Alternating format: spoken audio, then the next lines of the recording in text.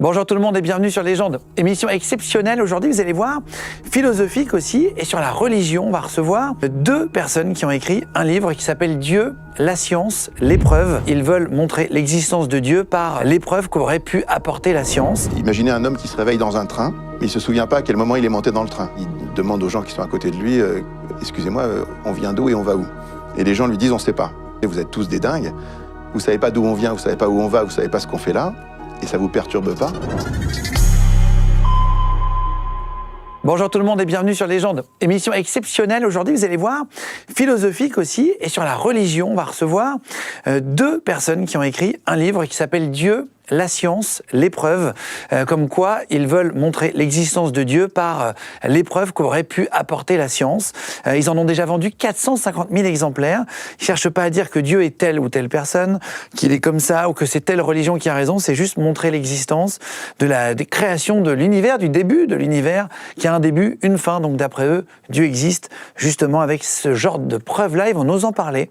N'hésitez pas à commenter pour nous dire votre avis, dire ce que vous en avez pensé. Donc c'est Michel-Yves Bolloré et Olivier Bonacier qui ont écrit ce livre-là, qui a été traduit à quasiment dans 10 langues aujourd'hui. N'hésitez pas, avant de commencer l'émission, les amis, à vous abonner à notre chaîne YouTube. Vous êtes environ 150 000, 200 000 à vous abonner chaque mois. N'hésitez pas à commenter, à nous dire aussi ce que vous en avez pensé, à réagir au sujet directement, à liker la vidéo pour l'algorithme et en podcast audio sur Spotify, Deezer, Apple Podcast, Amazon Podcast. Vous pouvez nous suivre aussi, nous écouter comme ça quand vous faites du sport, quand vous êtes en voiture, sur les plateformes de podcast audio. Mettez-nous 5 étoiles, ça nous aide beaucoup sur le référencement et sur l'algorithme. Et juste avant de commencer, je voulais remercier notre partenaire aujourd'hui, c'est Casadora. On a fait une émission il y a quelques temps, on a reçu André Ramos, qui est entrepreneur et qui a créé Casadora. Ça vous permet d'acheter et de devenir propriétaire d'un riad, donc d'une maison de vacances au Maroc, à partir de 20 000 €. Alors l'idée, c'est de partager ce bien avec d'autres personnes et d'en profiter plusieurs semaines par an pour des vacances ou pour le louer. Alors on a parlé de la carrière d'André Ramos, il y a même son gendre qui est venu, Corentin Aglaor, avec qui il a cofondé Casadora. On a parlé des 50 ans de carrière d'André Ramos à travers plusieurs pays, plusieurs crises économiques et des projets très différents. Et dans cette vidéo, on a aussi reçu Kim, qui a une entreprise qui propose des clients mystères. Vous avez peut-être déjà entendu ça. Ce sont des gens, des employés qui viennent tester directement les hôtels sans dire qu'ils sont clients mystères pour vérifier la qualité des chambres, du service aussi, du personnel. Et après, ils remontent ça directement à l'hôtel. Et donc, ce sont les sociétés d'hôtels qui font appel à des clients mystères et des sociétés parfois de magasins de vêtements, etc. Donc, on vous met le lien si vous voulez aller voir l'émission sur Casadora avec André Ramos, le fondateur. Il est directement dans la description. Donc voilà, merci beaucoup à eux de nous sponsoriser cette vidéo. Et c'est parti maintenant avec donc ceux qui ont écrit le livre Dieu, la science, l'épreuve sur Légende. On y va. Aujourd'hui, on va parler de Dieu, la science, l'épreuve, un livre qu'on a mis 3 ans à écrire avec Michel-Yves Bolloré. Et on espère qu'on vous convaincra qu'il y a beaucoup de raisons de croire en Dieu.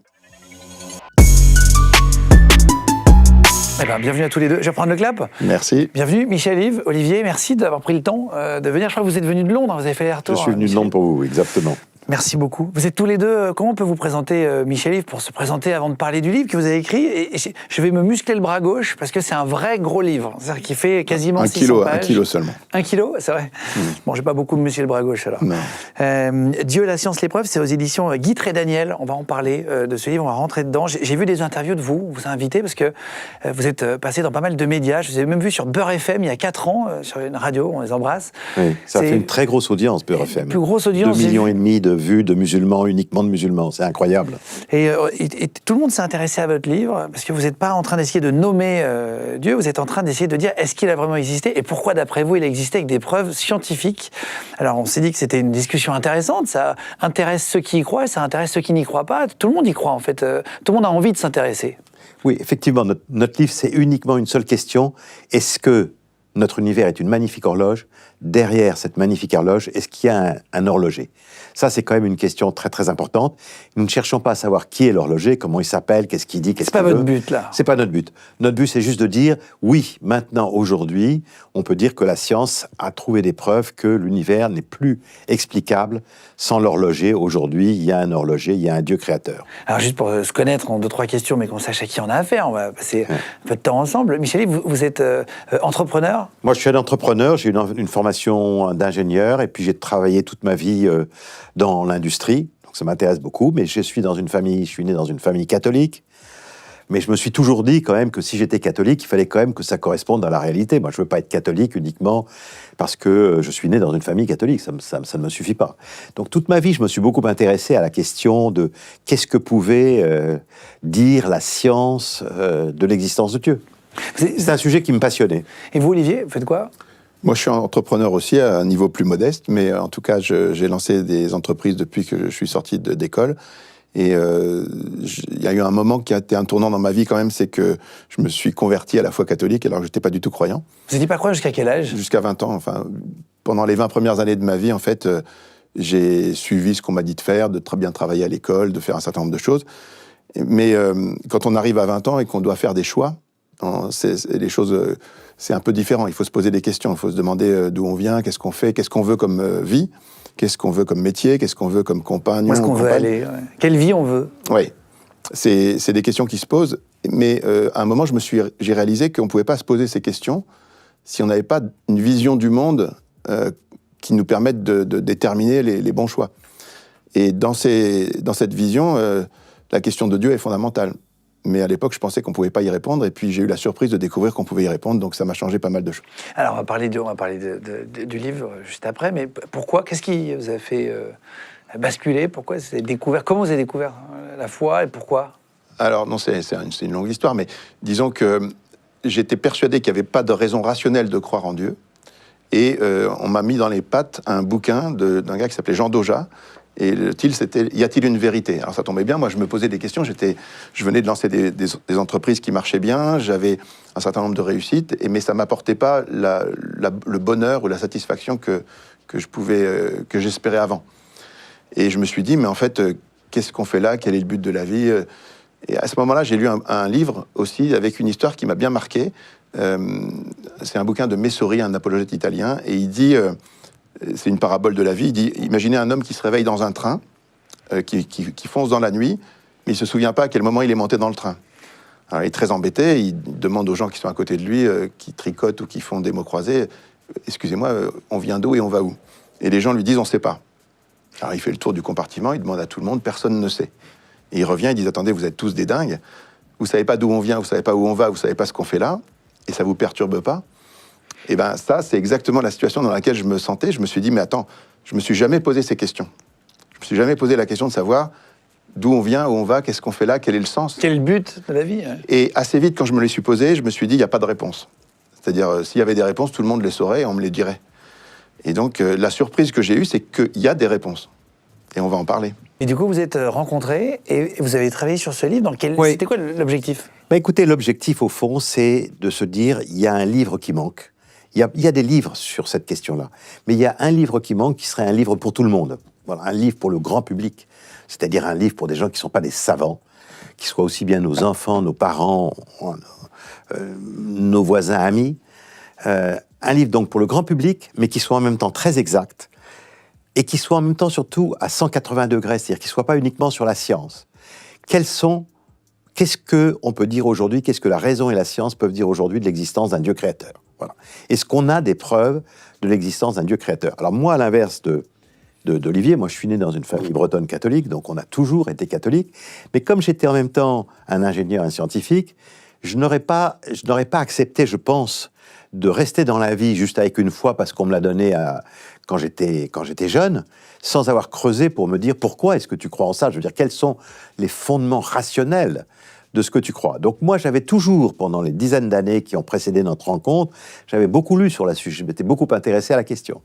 Donc je suis arrivé quand même, quand on a commencé à discuter de ça, j'avais déjà un important background.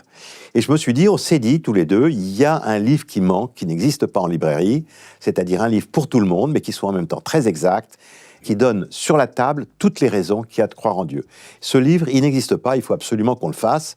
Et là, on s'est trompé, c'était assez amusant, parce qu'on a cru qu'on pouvait le faire à deux et en un an. Vous ne l'avez pas fait à deux du tout? Et on ne l'a pas fait à deux, et on ne l'a pas fait en un an. Il nous a fallu 3 ans et demi, et on a créé un cercle de 25 experts et scientifiques 25 qui ont travaillé pour nous. Et voilà, et ça a mis extrêmement longtemps. Voilà, on a commis beaucoup d'erreurs, celle-là, bien entendu. On a cru, moi personnellement, je pensais qu'on ne vendrait jamais ce livre. 450 000 vendus. Oui, on a vendu 450 000 aujourd'hui. Mais quand j'arrivais à la maison et que je disais, écoutez, mes enfants, vous savez, j'écris des pages, des trucs sur les raisons de croire en Dieu, et mes enfants qui levaient les bras au ciel en disant, papa, arrête, s'il te plaît, sois gentil. Ouais. Voilà, il y a des photos, il y a des schémas, voilà. il y a beaucoup Alors, de on a citations, voulu c'est ça. assez facile à lire. Voilà. Il semble gros, mais en fait, il est facile à lire. Il semble pas gros, il est épais. Oui, il semble un peu gros, mais en fait, il est facile à lire. Il est facile. Parce qu'il est très aéré, il y a beaucoup d'images, beaucoup de photos. Les citations sont en bleu, les notes techniques sont bien séparées. Donc, Oui. il est facile à lire. On dit ça exactement, c'est-à-dire que c'est un livre qui paraît épais et qui paraît sur la science, donc les gens disent c'est pas pour moi, mais en fait il a été écrit exactement pour eux, parce qu'on a voulu, sans plaisanter, sans être marseillais, on a réécrit 30 fois l'introduction. Parce que les gens ne comprenaient pas, c'était pas assez fluide et tout, donc et chaque chapitre est indépendant, donc on peut butiner dans ce livre assez facilement, donc c'est un peu ce qui fait le succès. Vous dites Dieu, la science, les preuves, c'est-à-dire qu'aujourd'hui il y a des preuves, et la science, qu'est-ce que pense la science de l'existence de Dieu d'ailleurs aujourd'hui ?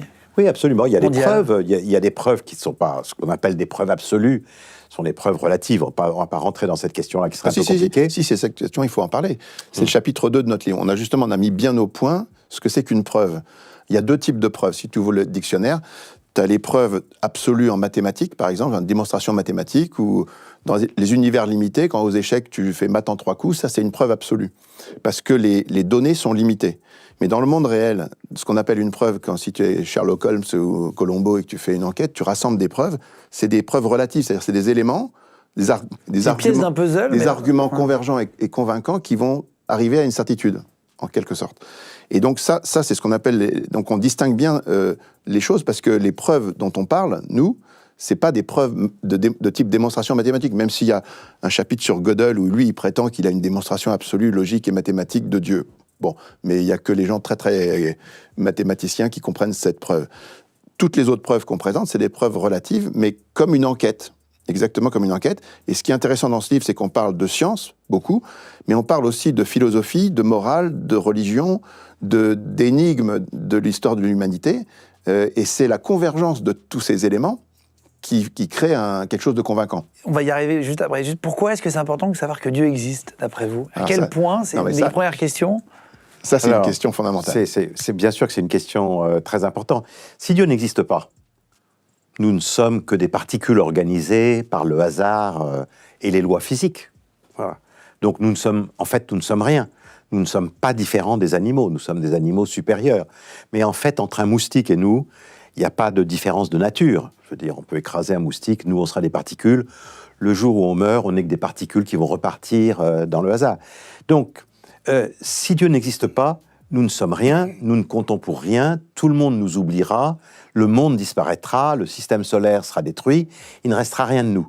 Dans ce cas-là, il faut faire sur Terre, il faut le savoir, c'est mieux de le savoir si c'est vrai, et il faut faire ce qui nous fait plaisir. Pour certains, dans ce cas-là, le mieux, c'est de chanter, de danser et de boire. Voilà, on n'a rien d'autre à faire, parce que rien n'a d'importance. Bon.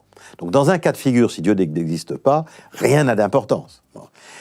D'un autre côté, si par contre, il y a un Dieu créateur, selon toutes les religions, il nous a fait à dessein pour nous proposer une vie éternelle. C'est ce que proposent toutes les religions. Donc, si Dieu existe, il y a peut-être une perspective de vie éternelle, il y a peut-être une perspective de retrouver tous les gens qu'on aime. À ce moment-là, tout compte. Donc, en fait, cette question de l'existence de Dieu, au fond, finalement, elle est fondamentale. On n'y réfléchit pas tous les jours. Mais c'est une question qu'on doit se poser au moins une fois dans sa vie, sérieusement. Il faut se la poser au moins une fois dans sa vie. Est-ce que je ne suis rien, au fond, ou est-ce que je suis quelque chose ? Est-ce que rien ne compte ? Ou au contraire, est-ce que tout compte ? Donc, cette question, elle est incontournable. Je pense qu'une personne qui, une fois dans sa vie, ne veut pas réfléchir à cette question est une personne bizarre. Et donc, pour tous les gens qui veulent réfléchir à cette question, puisqu'aujourd'hui, en France, un peu plus de 50% des gens ne croient pas en Dieu, mais beaucoup dans ces gens-là se posent des questions, c'est pour ces gens-là qu'on voulait leur présenter tout ce que la science et la raison peut dire aujourd'hui. Pour donner un sens à sa vie, en fait, parce que vous dites, sinon on peut manger, boire, machin. C'est pas qu'on donne un sens à sa vie, mais c'est que si Dieu existe, oui, la vie a un sens. Ce serait quoi le sens, d'après vous ? Parce que c'est un sens, d'accord ? Et qu'est-ce que ça serait, justement ? Le sens, si Dieu existe, c'est qu'il y a une perspective d'éternité. Je reviens sur ce que dit Michel Yves, c'est-à-dire évidemment une question fondamentale, parce que si Dieu existe ou si Dieu n'existe pas, c'est pas le même monde. Souvent, nous, on a fait 150 conférences et débats, beaucoup devant des lycéens ou des étudiants, et à la fin, les gens disent, bon, ok, Dieu existe, mais ça change quoi? Et en fait, si on y réfléchit bien, ça change tout. C'est ce que je me suis dit à 20 ans, en fait. Je me suis dit, je peux pas prendre une décision pour ma vie, mon orientation générale, sans avoir d'abord répondu à cette question. Et en fait, si tu réfléchis bien, c'est assez fondé. Parce que, comme disait Michel-Yves, et moi ça m'a beaucoup marqué, s'il n'y a pas de Dieu, c'est la seule question à laquelle on répond, c'est une question très limitée, est-ce qu'il y a un Dieu ou pas? S'il n'y a pas de Dieu, ça veut dire qu'il n'y a rien d'autre que l'univers matériel. Et donc que tout va passer. Dans 100 000 ans, il ne restera rien de toi, de moi, de nous. Dans 100 ans, même un peu moins. Même un peu moins. Oui, ça va aller très vite. Et donc ça veut dire qu'il n'y a pas de bien et de mal. Les athées ont beaucoup de mal à comprendre ça. Mais Dostoïevski avait été très clair, et ça a été repris par Camus, par Sartre, par Dawkins. Tous les athées cohérents disent, effectivement, s'il n'y a rien d'autre que l'univers matériel, on est des atomes dans une certaine configuration. On est des cellules. Qui se sont trouvés dans cette configuration par le hasard des lois de la physique et de la chimie. Et puis demain, ça sera une autre configuration, mais tout ça n'a aucune valeur. Il n'y a rien d'extérieur qui donne une valeur transcendante. Donc s'il n'y a pas de Dieu, et je répète, c'est un sujet, on débat chaque fois que je débat avec des athées là-dessus, ils ont du mal à l'admettre, mais la réalité, c'est que si, dans une vision athée du monde, le bien et le mal n'existent pas, et les athées cohérents le disent, c'est vachement important, ça. Pourquoi le bien et le mal n'existent pas? On peut ne pas avoir de religion et se dire que ce qu'on fait est mal. Alors, bien sûr, personne ne peut vivre, en fait, dans une configuration réellement athée.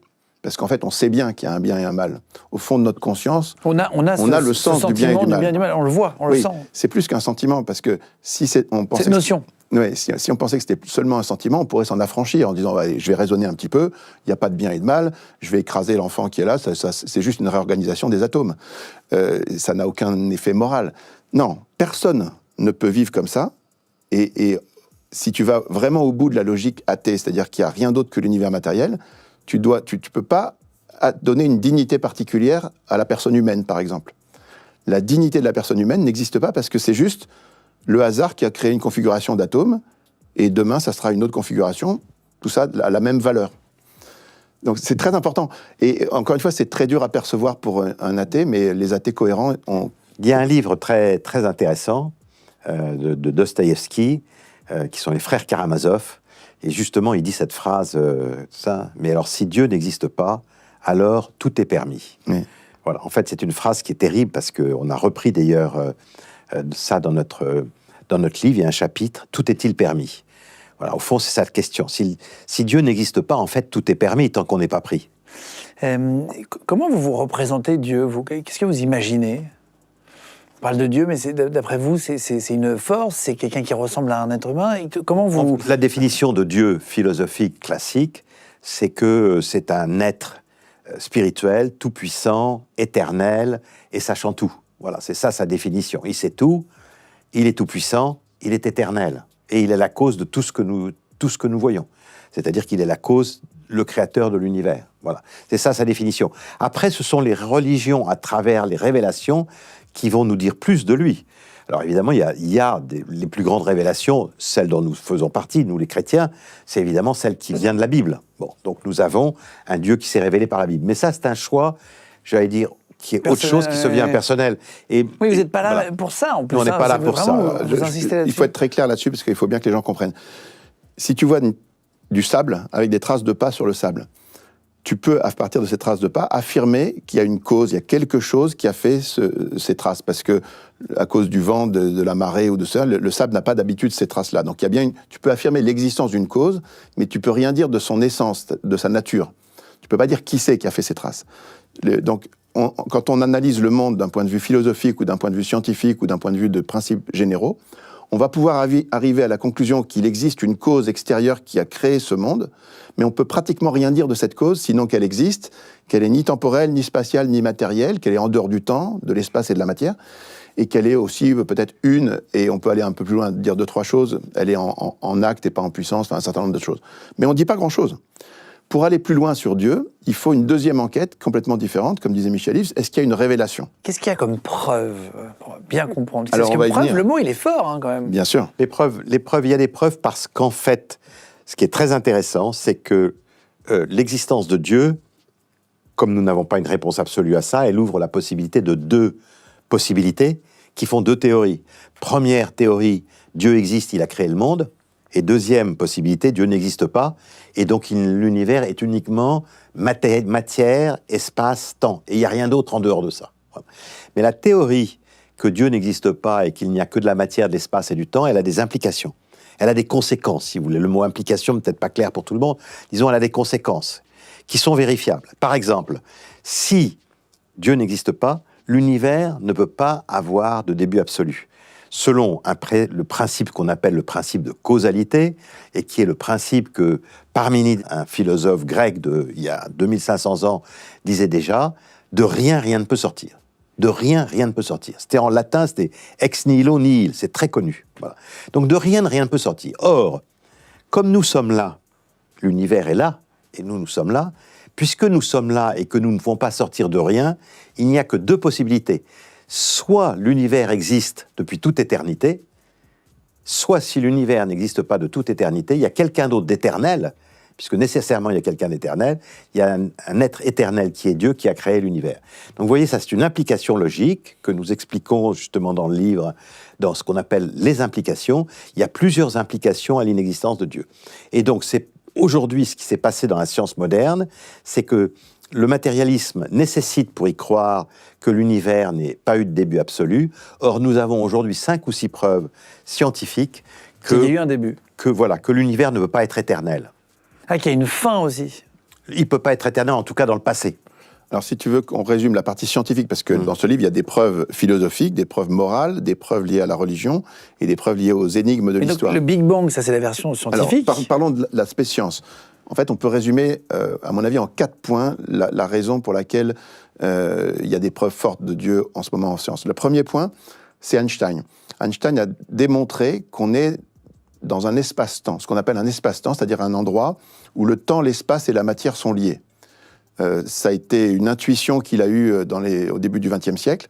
Il en a fait une théorie. Cette théorie a été modélisée en mathématiques. Ça a permis de faire des prévisions. Et les prévisions ont été vérifiées dès 1919. Et jusqu'à nos jours, plus personne ne conteste l'idée qu'on a un espace-temps. C'est un endroit très curieux où, si tu t'approches du soleil, le temps ralentit.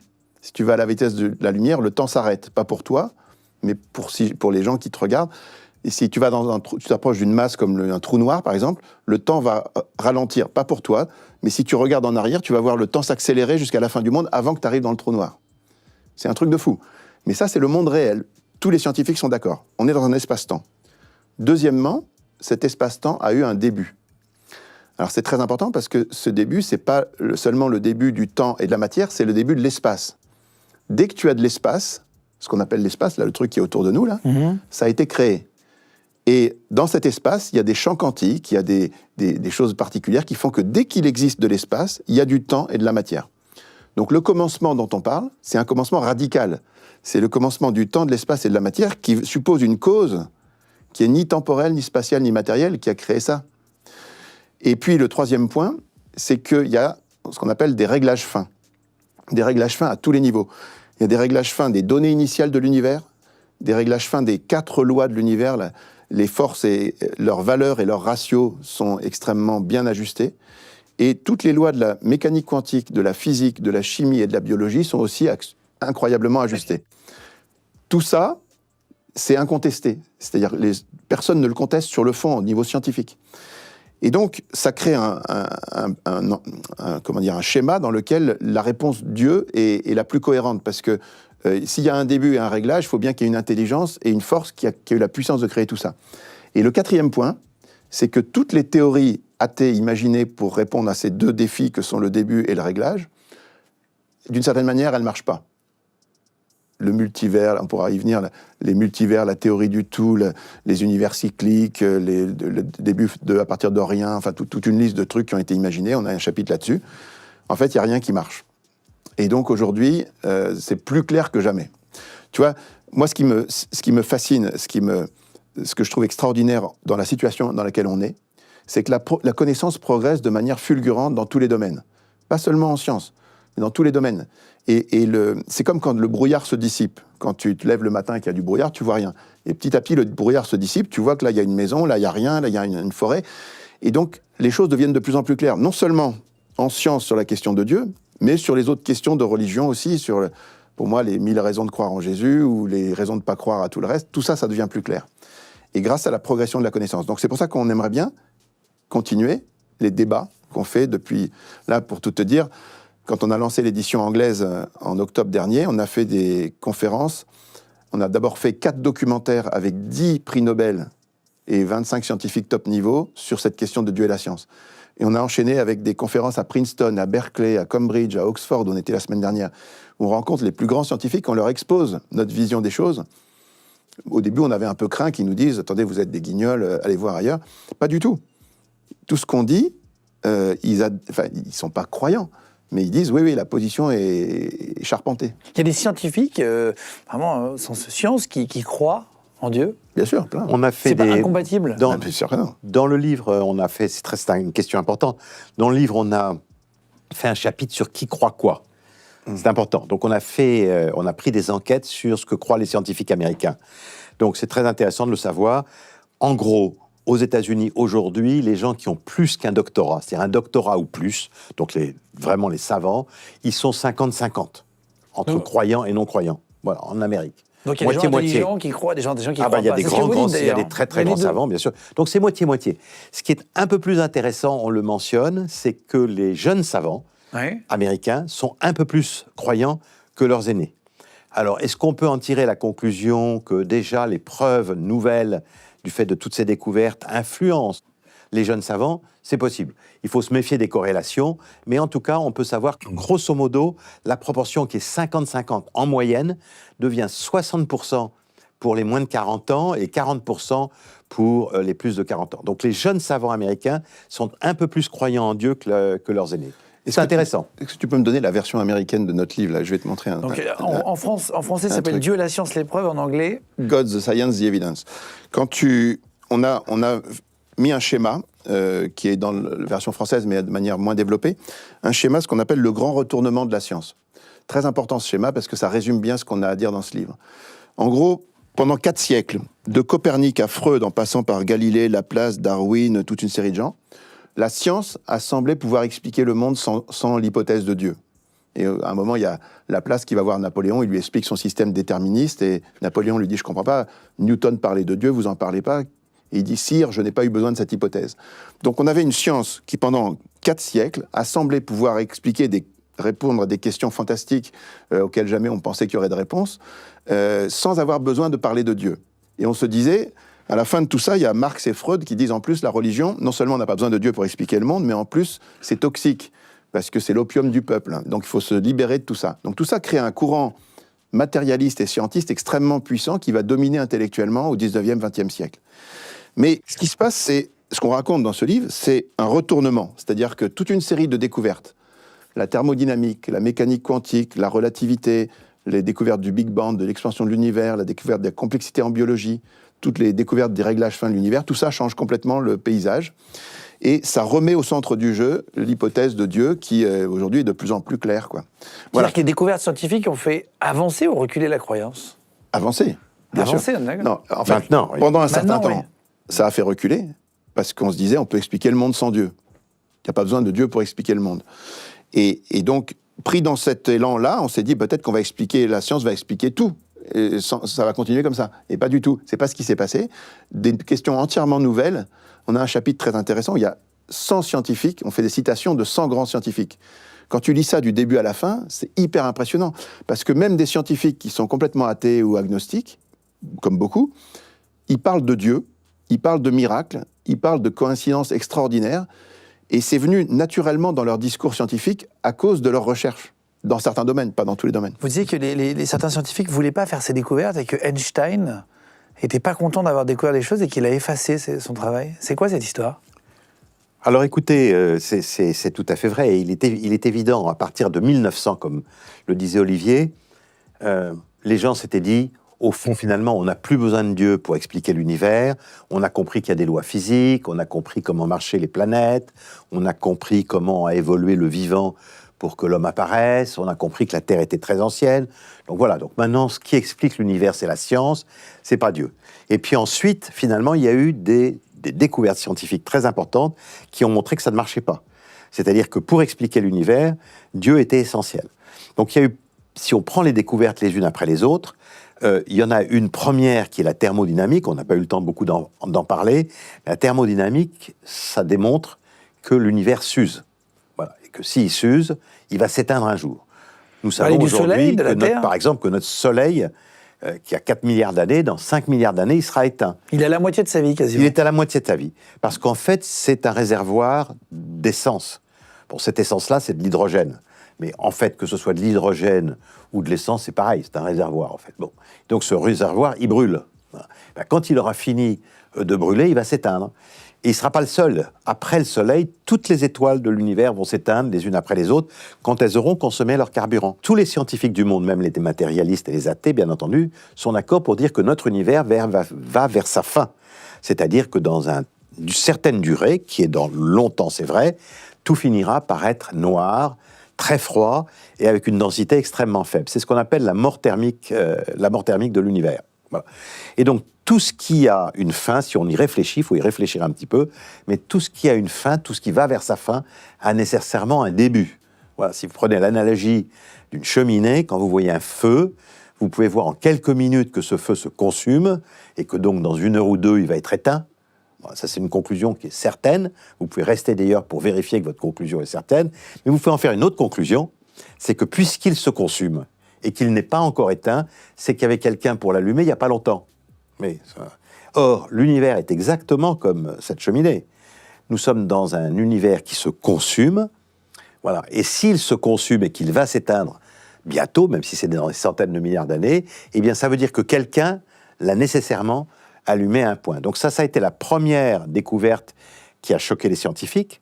Il y a un grand scientifique, prix Nobel, qui s'appelle Arrhenius, qui dit « Moi, je refuse de croire à ça parce que ça supposerait alors qu'il y a une création d'énergie. » Donc, il est furieux. Mais même Einstein, puisque c'est ça que vous souleviez, même Einstein va avoir du mal avec la thermodynamique. Finalement, il reconnaîtra que c'est l'une des plus grandes découvertes scientifiques des temps modernes. Et puis après, quand il voit la relativité et que certains viennent dire « Ah, mais l'univers est en expansion, il n'est pas stable. » Et donc, s'il est en expansion, eh bien, il va avoir un début et une fin. Pour Einstein, qui n'a pas de religion, qui est déiste, mais qui n'a pas de religion et qui, en tout cas, ne veut pas adhérer à la Bible, ça le dérange parce que tout le monde comprend bien que cette théorie du Big Bang, elle ressemble furieusement à la Genèse. Voilà. Il y a un savant qui dit, d'ailleurs, si la théorie du Big Bang n'avait pas autant ressemblé à la Bible, à la Genèse de la Bible. Qu'est-ce que c'est la Genèse de la Bible ? La Genèse, c'est son premier chapitre de la Bible, c'est le moment où on explique la création. Et si ça n'avait pas été inventé par un prêtre, puisque Georges Lemaître était un prêtre de l'Église catholique, on aurait pu y croire plus facilement. Mais le fait que ça a été inventé par un prêtre de l'Église catholique, Georges Lemaître, et que ça ressemble furieusement à la Bible, la théorie était gênante. Puis finalement, elle a été prouvée. À quel point c'est très fin, les réglages de l'univers ? Alors, ça dépend. Il y a des réglages... En fait, toutes les données, tous les paramètres qui définissent l'univers, que ce soit par exemple la densité de l'univers à son début, ou la vitesse d'expansion de l'univers à son début, ou les forces de l'univers, ou la valeur la masse du proton, la charge de l'électron, la vitesse de la lumière, enfin tous ces paramètres-là, il y en a une trentaine. Mmh. En fait, on s'aperçoit qu'ils sont réglés, c'est-à-dire qu'ils s'ils n'avaient pas exactement cette valeur-là, s'ils différaient parfois de 10% ou de 20%, parfois le 120e chiffre après la virgule, là, par exemple, ce qu'on appelle la constante cosmologique, c'est un peu compliqué, mais il y a une valeur d'une constante dans les équations d'Einstein qui est extrêmement petite, 120 ordres de grandeur en dessous de ce qu'on aurait pu imaginer avec les modèles qu'on a. Et elle a une valeur très petite, mais si elle était 10 fois ou 100 fois plus grande, simplement, s'il n'y avait pas 120 zéros avant le 1, 3 et 8 qui sont dans cette constante, s'il y avait 119 zéros à la place de 120, tu ne serais pas là pour en parler. C'est les gens qui découvrent ça, ils tombent de leur chaise, ils disent mais qu'est-ce qui se passe ? C'est du hasard en gros, c'est ça que vous dites ? Alors voilà, la conclusion de cette affaire, c'est que c'est un peu comme si tu avais tiré un double 6 100 fois de suite, ou si tu avais gagné au loto toute l'année, tous les dimanches, contre toute l'humanité. À un moment, il faut se poser une question, il y a quelque chose de bizarre, comment ça se fait ? Et alors, il n'y a que 2 hypothèses. Il y a l'hypothèse que tu as eu énormément de chance. Le loto ? Ouais, franchement, si tu gagnes au loto... Si tu organises un loto contre tous les habitants de la planète, 8 milliards d'habitants, il y a bien une personne qui va gagner. Donc tu vas l'interviewer et il dit « j'ai eu beaucoup de chance ». Mais si tu refais un loto la semaine d'après et que c'est encore le même qui gagne, et puis la 3e fois c'est encore le même, il va dire j'ai beaucoup de chance. Non, non, non. La police va venir le voir en lui disant monsieur, vous trichez. Et il dit non, non, j'ai de la chance. Il dit, non, non, il nous faut une autre explication. Et bien là, c'est pareil. On a gagné au loto partout, tout le temps.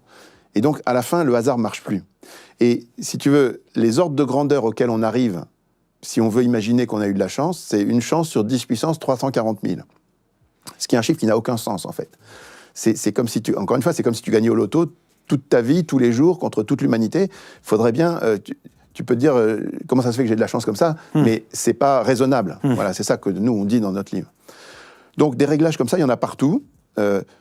Par exemple, pour que le Soleil puisse brûler 10 milliards d'années, tu vois, comme on est à 4,5 et il reste encore 4,5, des étoiles qui brûlent 10 milliards d'années, ça dépend d'un réglage complètement dingue entre la force électromagnétique, qui est responsable de la fusion thermonucléaire au cœur des étoiles, c'est-à-dire les réactions nucléaires qui produisent de l'énergie, et la force de gravité qui fait que le Soleil brûle à feu doux. Parce qu'il y a... Oui, il n'explose pas jusqu'à nous, quoi. C'est comme une chambre de combustion. Si le rapport entre ces deux forces n'était pas exactement de 10 puissance 39, si c'était 10 puissance 40 ou 10 puissance 38, on ne serait pas là pour en parler parce que le Soleil il brûlerait en 3 ans.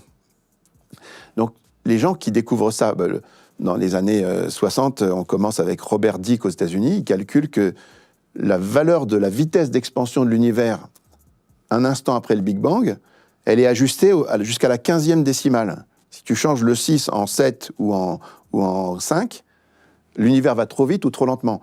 Le gars, il dit, mais qu'est-ce que c'est que ce truc? Et derrière lui, il y a des dizaines de savants qui vont faire des dizaines de découvertes comparables.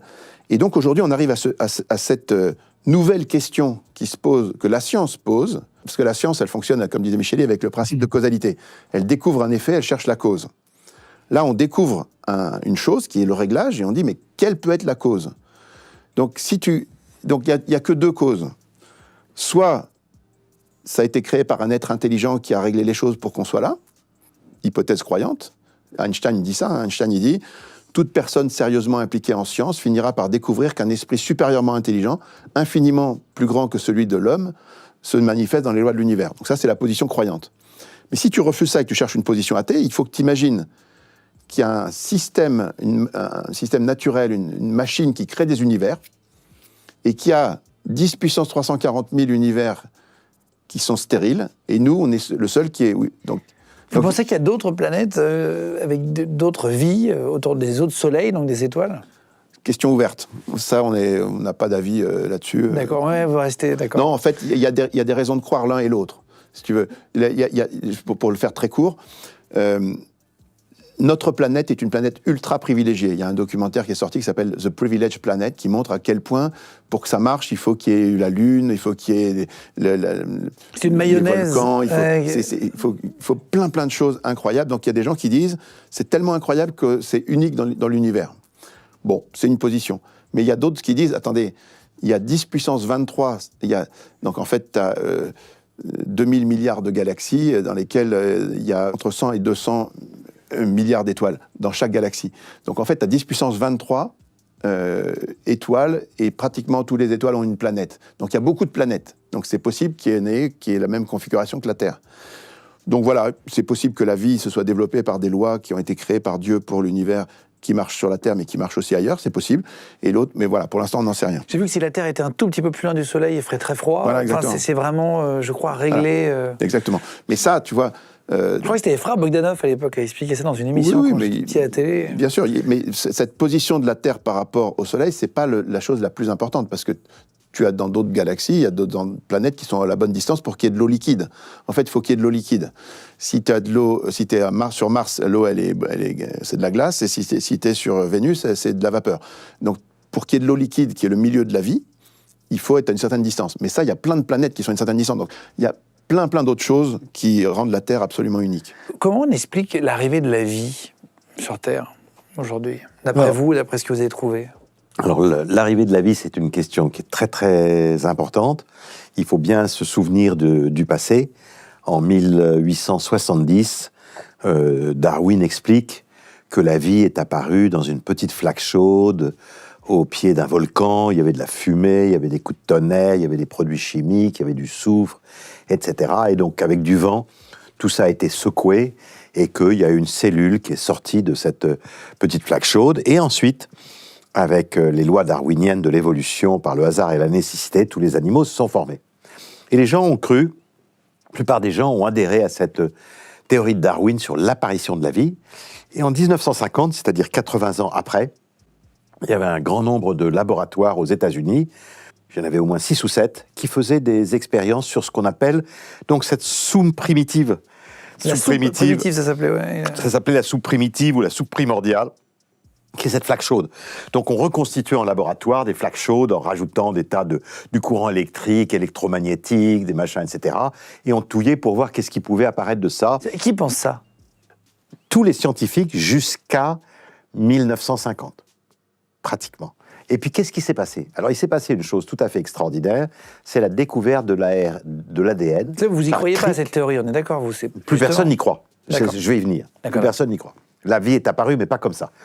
Qu'est-ce qui s'est passé? En 1953, il y a un grand scientifique américain qui s'appelle Crick qui a découvert l'ADN, l'ARN et le ribosome.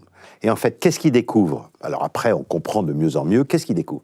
Il découvre que dans la moindre cellule vivante, il y a au moins plusieurs ordinateurs et au moins un ou deux langages d'informatique extrêmement compliqués, ressemblant d'ailleurs à nos langages, et qui sont comme, ça fait de la moindre cellule un vrai vaisseau spatial. Et quand on découvre ça, on comprend que ça n'est pas en touillant une soupe primitive qu'on va pouvoir faire apparaître une cellule vivante. Et à partir du moment, tous ces laboratoires-là disparaissent.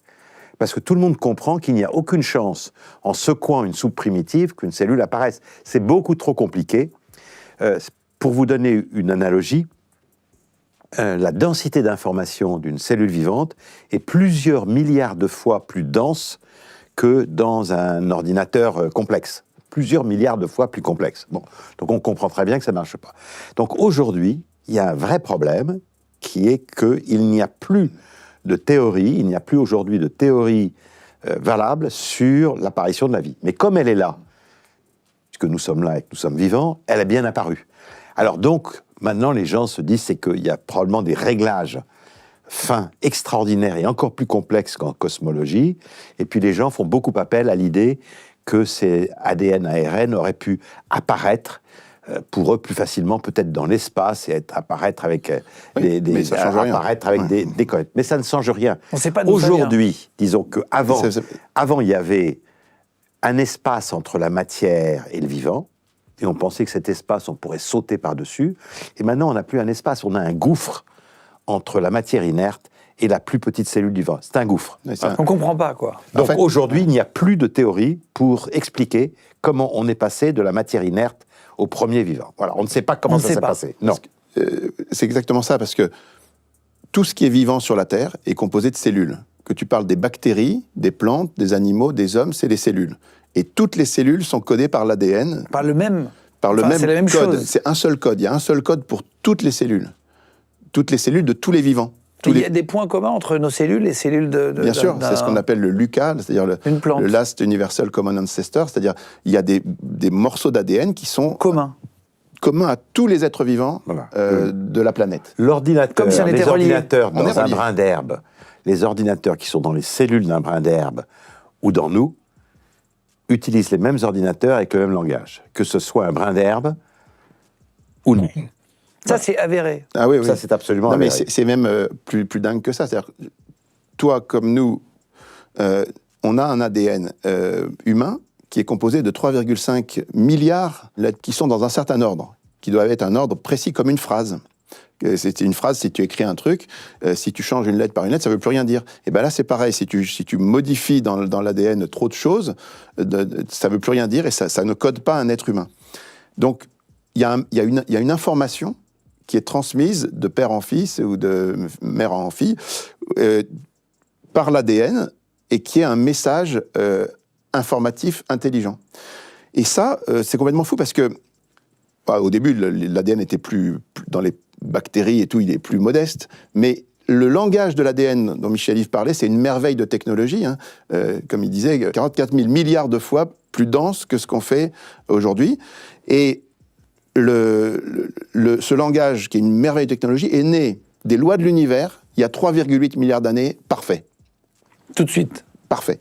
Il code tout ce qui est vivant, et les gens se disent, mais comment les lois de l'univers avant la vie. Il n'y a pas de sélection naturelle avant la vie.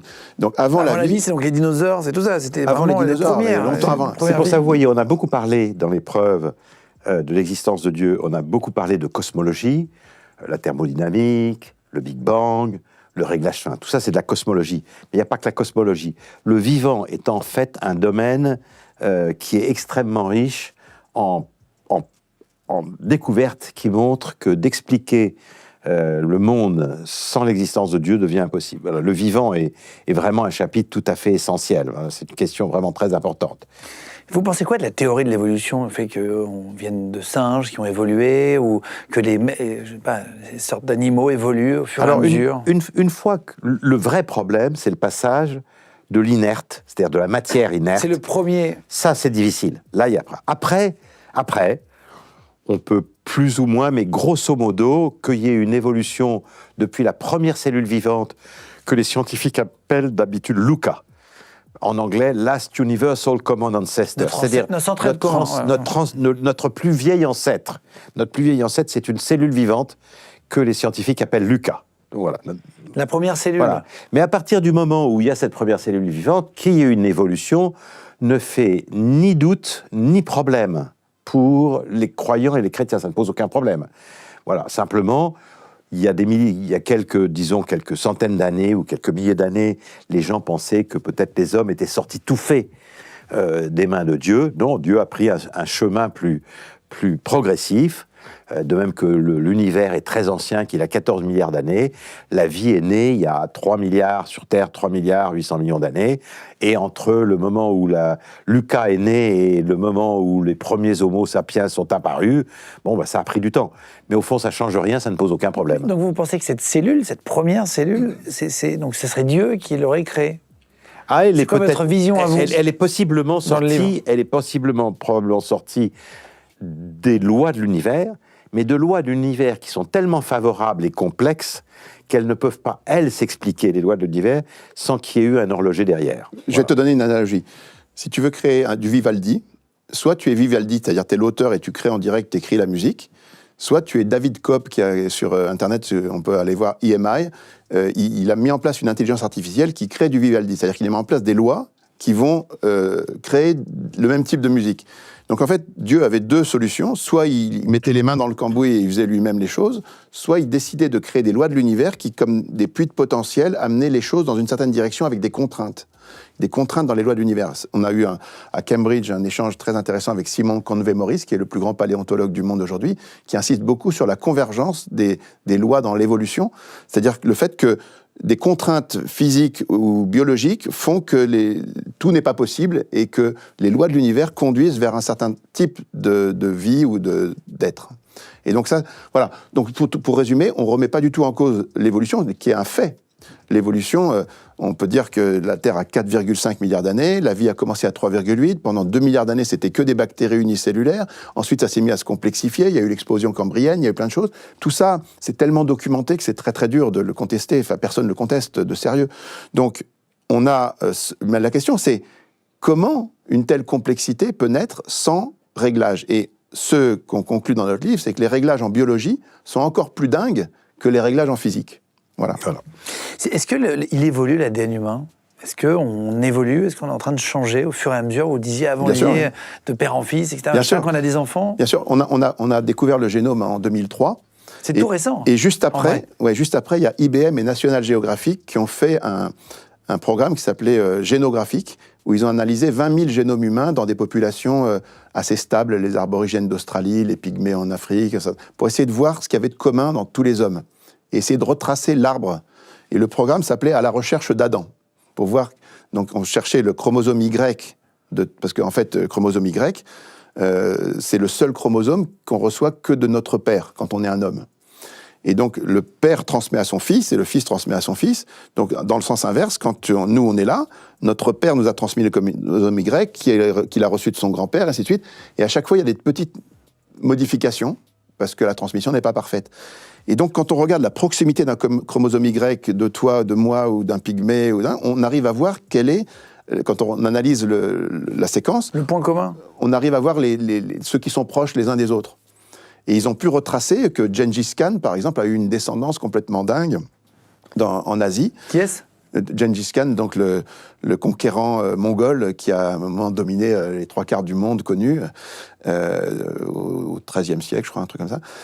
Donc, on a pu remonter des populations et on a ce qu'on appelle un Adam Y chromosomique, c'est-à-dire que si tu vas sur Wikipédia, tu verras que tous les hommes semblent descendre d'un être unique, d'un père unique et d'une mère unique, parce qu'on a la même chose que le Y sur les hommes, on a les mitochondries, les garçons et les filles reçoivent leurs mitochondries uniquement de leur mère. Donc on a les mêmes mitochondries que notre mère, qui elle-même a les mêmes que sa mère, et ainsi de suite. Et pareil, on peut remonter à une Ève mitochondriale, c'est assez étonnant. Donc en gros, la conclusion vers laquelle la science tend aujourd'hui et qu'on trouve sur Wikipédia, si vous tapez Adam Y chromosomique... C'est-à-dire quoi, Adam et Ève, quoi ? Adam et Ève, oui. Les deux premiers. Alors, c'est pas exactement... Ça dit une chose fondamentale quand même, que la foi chrétienne a toujours affirmé, c'est qu'on est tous frères sur la Terre. C'est-à-dire qu'on descend tous d'un couple unique, de parents uniques. Et ça, c'est très beau parce qu'il y a une fraternité fondamentale, alors que d'autres tendances philosophiques avaient contesté en disant... par exemple, au temps des Lumières, les philosophes des Lumières disaient non, les Européens n'ont rien à voir avec les Africains, qui n'ont rien à voir avec les Asiatiques et tout ça. Donc il y avait une sorte de racisme fondamental qui est balayé par la science aujourd'hui. Par exemple, vous pensez que ce n'est pas juste notre cerveau ou des cellules, il y a autre chose, l'âme, c'est ça que, par exemple, on pourrait ne pas trouver chez les autres espèces vivantes? Alors ça ne fait pas partie de notre livre, mais effectivement, ce qui différencierait l'homme vraiment de l'animal, c'est pas tellement uniquement qu'il soit conscient ou qu'il puisse dire au revoir ou des choses comme ça, ou qu'il soit capable de calculer ou qu'il soit capable de réfléchir. Pas tellement ça. Si vraiment il y a une grande différence entre l'homme et l'animal, si Dieu existe, c'est que nous avons une âme qui est non mortelle, c'est-à-dire qui survit à notre mort. Ça qu'en fait une grande question. Et c'est pour ça qu'il faut savoir si Dieu existe, parce que si nous avons une âme qui survit à notre corps et qui a une destinée donc immortelle, c'est ça ce qui est important pour nous. C'est pour ça qu'on doit le savoir. Et donc il y a un chapitre qu'on n'a pas mis, parce que malheureusement le livre était déjà trop long, mais pour un sujet que vous connaissez sûrement très bien et que probablement tous les auditeurs connaissent, qui sont ce qu'on appelle les expériences de mort imminente. Parce qu'un nombre énorme de gens ont vécu des expériences de mort imminente. Nous étions il y a 3 mois dans une conférence avec Eben Alexander, qui est un neurochirurgien très connu, qui a vécu lui-même une expérience de mort imminente extrêmement forte, qui était incroyant quand il a eu cette expérience. Et à son réveil, il est devenu croyant et il a arrêté son métier, je crois maintenant, de neurochirurgien, et il passe son temps à faire à parler à tout le monde, pour leur expliquer qu'il y a vraiment une réalité spirituelle au-delà de la réalité temporelle.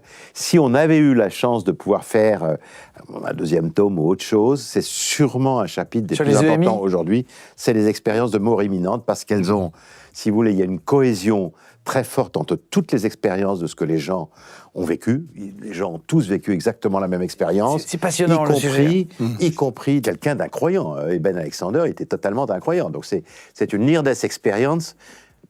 Pardon, expérience de mort imminente, c'est des gens qui vont parfois perdre la vie sur une table d'opération où on a eu un militaire qui s'est arrivé malheureusement il a été blessé, il s'est vu d'en haut, il a vu les gens parler, il a vu les gens le réanimer, il est revenu dans son corps.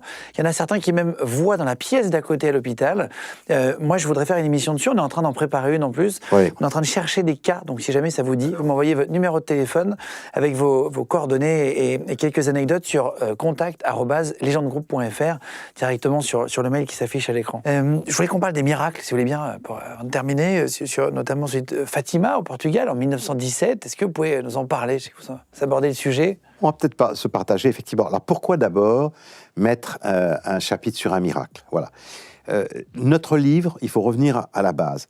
Notre livre, il est fait pour des gens qui se posent la question de l'existence de Dieu, qui se posent vraiment, honnêtement, la question de l'existence de Dieu. Il y en a beaucoup. On en voit beaucoup. Nous, on en a vu beaucoup vraiment autour de nous maintenant, surtout dans un siècle où les gens n'ont plus la foi naturelle. Bon, donc, si on se pose la question de Dieu, si Dieu existe, il est évident que tous les domaines du savoir, que ce soit la science, la philosophie, la morale, l'histoire, etc., doivent pointer dans la même direction. On ne peut pas imaginer que la science puisse dire Dieu existe et la philosophie dise le contraire. Bon, donc si Dieu existe, tous les indicateurs doivent donner des choses qui vont dans la même direction et qui vont dans le même sens. Quand le brouillard se lève. Voilà. Quand le brouillard se lève, on commence par tout voir. Voilà. Donc, il fallait qu'on donne quand même un exemple d'une chose qui est assez spectaculaire, qui est effectivement un miracle. On aurait pu en prendre d'autres, il y en a d'autres. Mais celui-là, le miracle de Fatima, il avait une caractéristique qui est tout à fait extraordinaire. Il en a même plusieurs. La première, c'est qu'il a été annoncé à l'avance. Ça, c'est très rare, les miracles qui sont annoncés à l'avance. Dans un pays qui, à l'époque, était très antichrétien, c'était en 1917, le Portugal était aux mains des athées, les écoles catholiques avaient été interdites, les ordres religieux avaient été dissous, le pays était dirigé par des gens qui étaient extrêmement violemment anti-chrétiens, c'est important de bien le voir. Et donc, il y a un miracle qui est annoncé très longtemps à l'avance, grosso modo 3 ou 4 mois à l'avance. Ça permet à beaucoup de gens, des gens croyants et beaucoup de gens incroyants, de s'y rendre. Et donc, on sait que au moment prévu par le miracle, il y a entre 30 000 et 100 000 personnes selon les sources. Mettons qu'il y en ait 70 000, ce qui est le chiffre le plus souvent retenu. C'est une foule considérable. Voilà, c'est un stade de France, quoi. Voilà. Et donc, il s'est passé quelque chose. Donc, c'était quoi le miracle? Qu'est-ce qui est annoncé? Parce qu'on voit le soleil descendre, bouger, danser, sembler tomber, etc. Les gens sont terrorisés. Et ce miracle, donc, il est annoncé d'avance. Mais il est annoncé comment? Par qui? Par 3 enfants. Il y a 3 enfants qui ont 10 ans, 8 ans et 7 ans, voilà, qui sont Lucie, qui va vivre très longtemps, puisqu'elle va vivre pratiquement jusqu'à 100 ans, et sont Jacinta et Francisco. Les deux plus jeunes vont mourir très vite. Mais donc ils vont annoncer, ils vont dire qu'ils ont vu quelqu'un qui oui, ils voient la Sainte Vierge qui leur a dit qu'elle allait faire un miracle en octobre. Tous les 13 du mois, ils voient la Vierge depuis le 13 mai. 13 mai, 13 juin, 13 juillet. Le 13 juillet, elle dit « Dans 3 mois, je donnerai un signe pour que tout le monde puisse croire ». Alors eux, ils rapportent ça. Et les gens se pressent de plus en plus nombreux tous les 13 du mois. Et le 13 octobre, c'est là qu'il y a la foule dont parle Michel-Yves. Voilà. Alors, tout le monde se rassemble suite au témoignage de ces 3 enfants. Oui. 3 enfants. Tout le monde les croit. Il y a même des appareils. Alors, comme c'est en Europe. Il y a des gens qui ne les croient pas. Mais qui viennent quand même par curiosité. Exactement. Non, par curiosité, pour montrer que c'est faux. Il y a plein de gens qui sont là, on raconte dans le livre, etc. Il y a énormément de témoignages qui viennent pour montrer que c'est idiot et qu'il ne va rien se passer. C'était en 1917, ouais. 1917. Et donc, il y a des photos, il y a énormément de photos, on en donne beaucoup dans le livre, des photos des gens à l'époque. Bon, c'était des instruments de photo qui étaient très primitifs, puisque c'était sur des grosses boîtes, sur des trépieds. Très lentes. Voilà, avec des plaques très lentes, effectivement. Mais il y a quand même pas mal de photos, donc on sait qu'il y a une foule énorme, on sait qu'il se passe quelque chose. Donc nous, on le présente comme une enquête policière, et on propose au lecteur d'être un peu le détective, en lui disant, mais qu'est-ce qui a bien pu se passer? Donc voilà, donc le nombre d'hypothèses possibles de ce qui a pu se passer est en fait assez faible. La première hypothèse, c'est qu'il ne s'est rien passé du tout. La deuxième hypothèse, c'est qu'il y a eu une hallucination collective. La troisième, c'est qu'il y a un événement cosmologique. La quatrième, c'est qu'il y a un événement météorologique. La cinquième, c'était une escroquerie. Et si aucune de ces 5 hypothèses ne sont possibles, eh ben alors à ce moment-là, il faut se rendre accepter l'idée qu'il y ait eu un miracle. Voilà. Alors, ce qu'on veut montrer... C'est pourquoi un miracle? Si c'est juste le c'est soleil, quelque chose qui soit contraire. Bouger. C'est de voir quelque chose qui est contraire aux lois de la nature normale. Voilà. Et les gens l'auraient vu que là-bas? Alors, non. Parce que le soleil, tout le monde le voit. Non, ce qui est intéressant, c'est que à l'autre bout du monde, ou dans les observatoires, personne n'a vu le soleil changer. Mais par contre, dans un rayon assez large, jusqu'à 34 km, à 34 km de là, il y avait le plus grand poète du Portugal, qui était complètement athée à l'époque, Alfonso Lopez.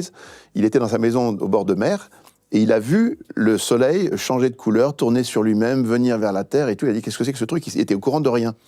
Et quand il a appris ensuite que la Vierge Marie avait annoncé ça à l'avance, il s'est converti. Mais il y en a un autre de l'autre côté, à 18 km, qui a vu le même témoignage. Donc c'est dans une certaine zone. Donc c'est pas une hallucination provoquée par des troubles psychologiques liés à la foule, puisqu'il y a des gens extérieurs qui étaient complètement des individus qui l'ont vu très loin.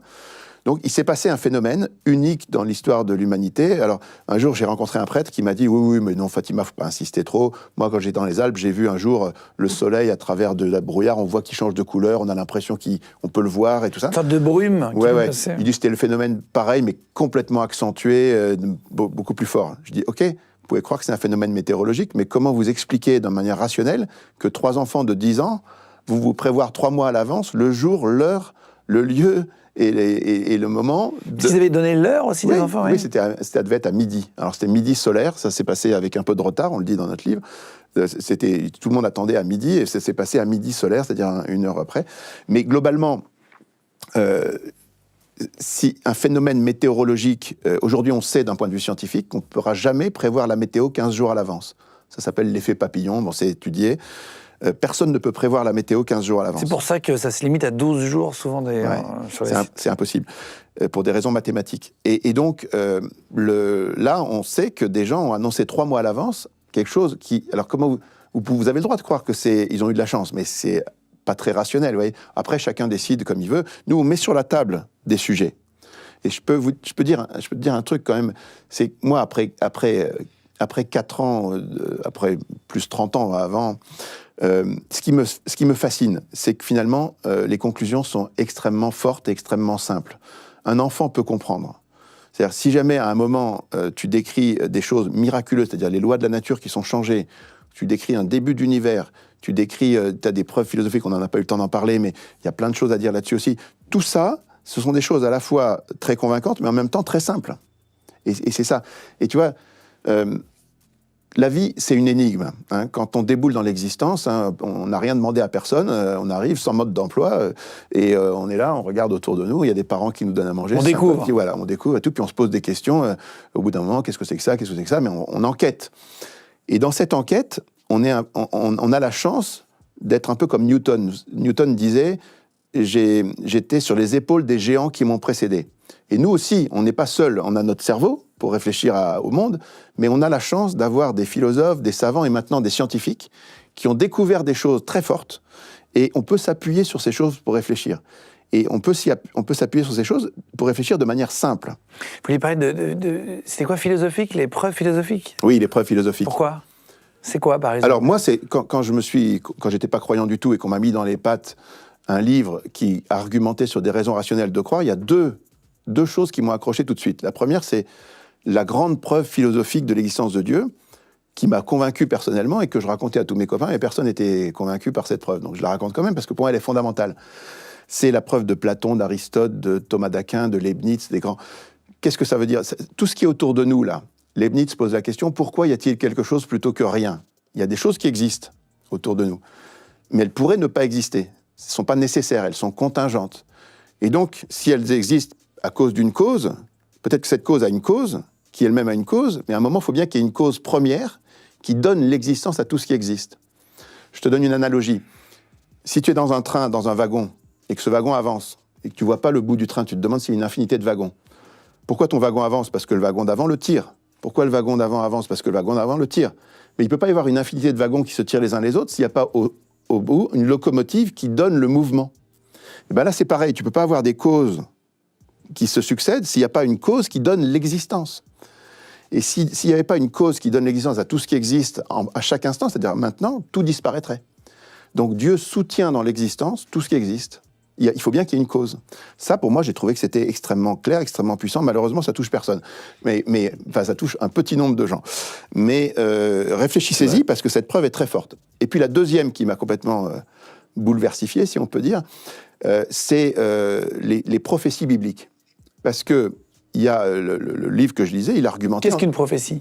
Une prophétie, c'est une annonce à l'avance de ce qui pourrait se passer, une annonce de la part de Dieu. Et il y a un peuple qui s'appelle le peuple juif, un peuple hébreu, qui a attendu pendant 20 siècles, à cause d'annonces qui ne venaient pas d'une personne, mais de dizaines de personnes sur donc une très longue durée.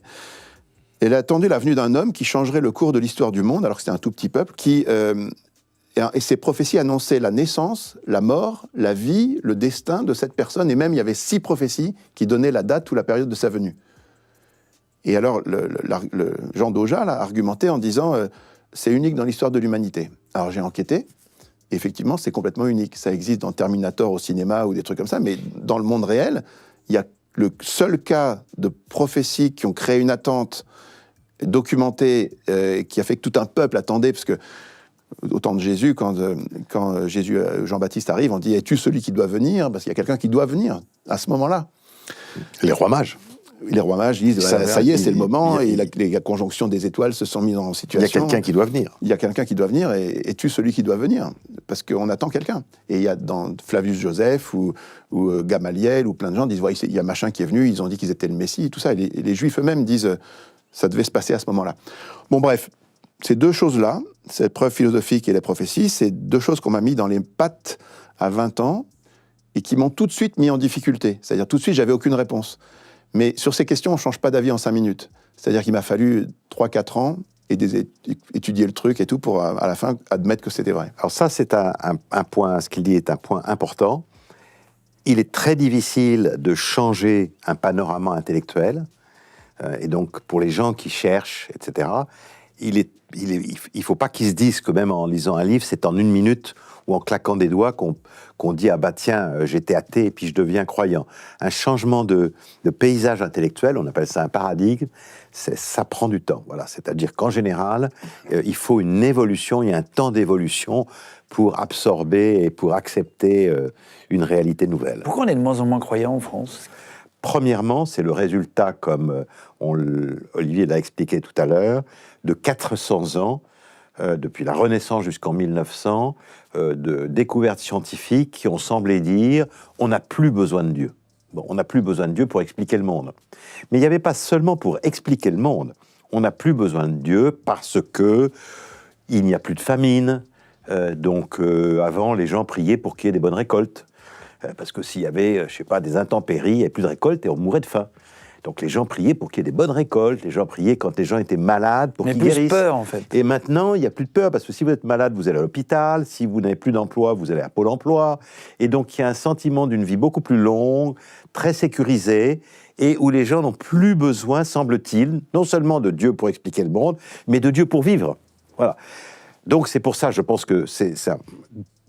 Mais nous sommes arrivés à un point où les gens ne sont pas heureux aujourd'hui. Voilà, ce vide qui a été joyeux, si je puis dire, moi dans ma jeunesse, dans les années 60 ou 70, avec la musique Peace and Love, où les gens étaient levés comme ça, et puis les cigarettes en marijuana, cette époque-là n'a pas apporté le bonheur aux gens. On sent que les gens vivent dans une inquiétude, ils sont dans un grand vide spirituel, ils sont dans une grande anxiété, et je pense que c'est pour ça qu'ils sont heureux aujourd'hui d'entendre des gens, pas seulement nous, je pense, mais d'entendre d'autres gens parler des raisons de l'existence de Dieu, et des raisons qui font qu'on puisse répondre à cette question finalement fondamentale, est-ce que nous ne sommes rien, ou est-ce qu'on est plus que rien? Voilà.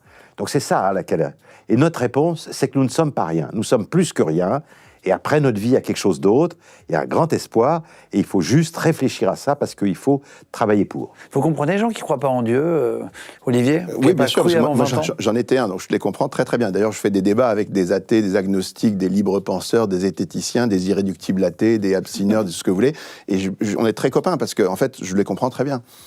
Mais moi, ce que je vis, c'est un paradoxe. Ce que j'ai vécu, la surprise que j'ai eue à 20 ans, c'est celle que beaucoup de lecteurs de ce livre ont. Parce qu'en fait, on a un véritable paradoxe. Comme tu le disais, il y a une chute de la foi chrétienne, une chute de la croyance en Dieu en Occident, assez... J'ai lu que dans les années 60, il y avait 82% des Français qui se disaient catholiques. Aujourd'hui, c'est 27%. T'imagines la chute. C'est continu. Et la croyance en Dieu, c'est pareil. Et donc... on a ça d'un côté, le monde qui évolue comme si Dieu n'existe pas, et de l'autre côté, il n'y a jamais eu autant de preuves de Dieu et de Jésus, pour moi, clairement, le brouillard se dissipe. Et cette distance entre ces deux choses, c'est la raison d'être de ce livre, et d'autres actions qu'on fait. Parce que, j'ai envie de dire... moi, quand j'étais jeune, j'étais pas spécialement angoissé par la mort et tout ça, mais quand même, à un moment, tu te dis...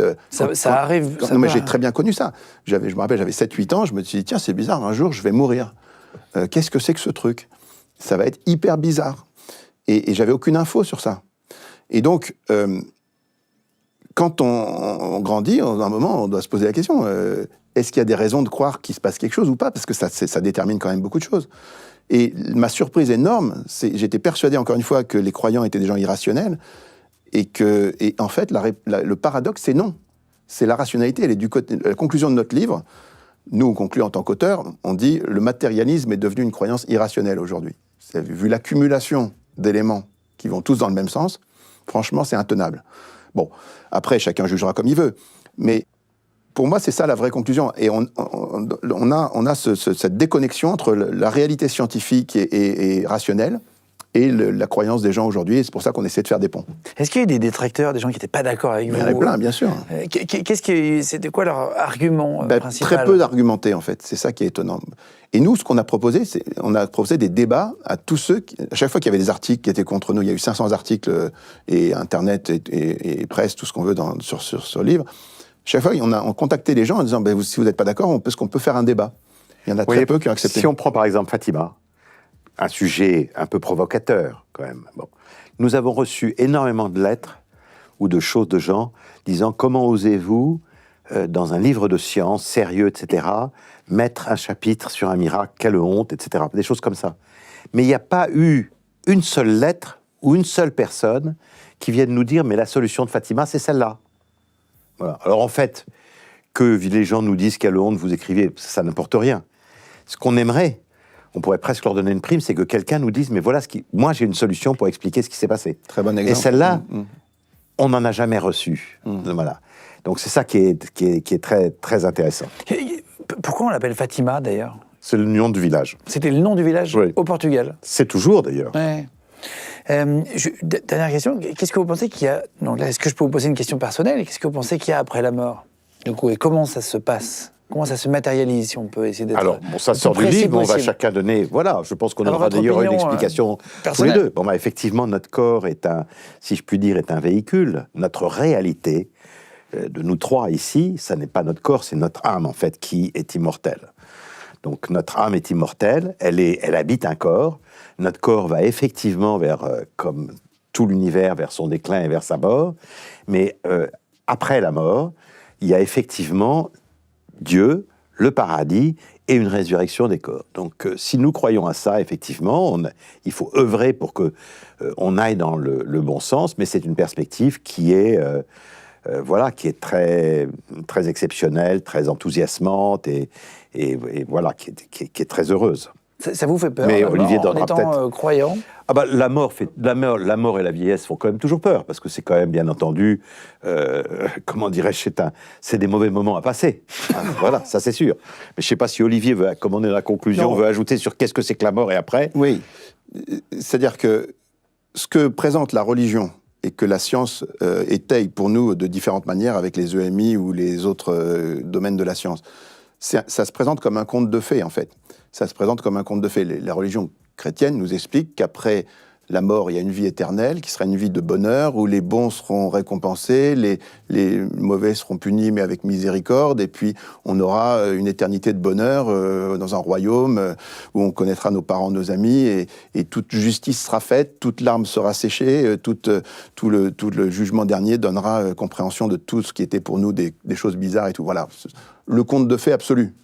On a envie d'y croire, mais moi, encore une fois, je voulais pas croire à un truc qui est juste pour me faire du bien. C'est pas un médicament. Oui, bien sûr. Donc, l'idée, c'est de se dire, est-ce que c'est vrai ou pas? C'est ça la question. Et en fait, tout concorde. Et je reviens sur cette image du brouillard qui se dissipe, parce que pour moi, elle est fondamentale. La connaissance progresse à une vitesse fulgurante. Tout ce qu'on sait sur les expériences de mort imminente, sur le début de l'univers, sur les réglages fins, sur tout ça, on le savait pas il y a 70 ans. 70 ans, personne ne savait ça. Aujourd'hui, on a, même le linceul, ça fait 120 ans simplement qu'on a des infos sur ça. Donc, plein de choses sont nouvelles, plein de choses convergent, et ce qui manque, c'est l'information. Et alors, Jésus donne un conseil, il dit qui demande reçoit, qui cherche trouve, et à qui frappe on ouvrira. Voilà. Et en gros, il dit faites une enquête et vous verrez, il y a des choses. Et c'est exactement ce qu'on dit. On dit documentez-vous, regardez le sujet à nouveau, refaites l'enquête, parce qu'il y a des choses nouvelles. Et positionnez-vous de manière raisonnable, mais à la fin, honnêtement, c'est une super bonne nouvelle. Dans l'évangile de saint Matthieu, il y a marqué « Il est plus facile à un chameau de passer par un trou d'aiguille qu'à un riche d'entrer dans le royaume des cieux ». C'est-à-dire qu'il faut donner avant ce qu'on a gagné dans sa vie. C'est marrant, j'ai parlé de ça avec Cette phrase, elle est beaucoup reprise. Ouais. Alors, j'ai parlé de ça avec des amis qui sont spécialistes de l'araméen juste hier. Alors, c'est pas exactement en araméen, c'est pas le chameau, c'est une corde, mais ça reste un truc compliqué. Ça veut dire qu'il faut se dépouiller pour arriver vers le royaume de Dieu. Mais c'est ça qu'il faut donner avant ça. Oui, il faut se réduire, c'est l'humilité.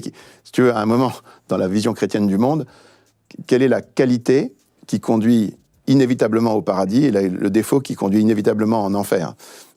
C'est l'humilité qui conduit au paradis, parce que si tu es humble, tu vas accepter de t'être trompé, tu vas te corriger, tu vas reconnaître la vérité sur toi et sur le monde. Et si tu es orgueilleux, tu risques de le rater. Donc, je dis aux gens, soyez humbles et cherchez la vérité avec humilité. Et quand on la cherche, on la trouve. Là, vous avez donc sorti votre livre en France, en 2021 à l'époque, qui marche très très fort. Et vous avez sorti donc des versions anglaises. Est-ce qu'il y a d'autres versions? Ah oui, il y a combien de langues aujourd'hui?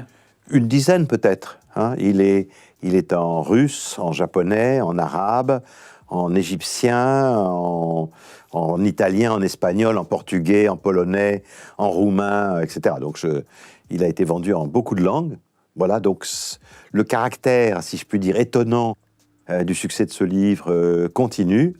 Et il prouve bien qu'il y a une attente. Voilà, il y a vraiment une attente chez les gens d'essayer de lire quelque chose comme ça. Qu'est-ce qu'on va vous souhaiter pour la suite? C'est quoi la prochaine étape? Nous, on est vraiment très enthousiastes du fait de découvrir que les gens ont tellement envie qu'on leur en parle. Donc, bien sûr, on va continuer.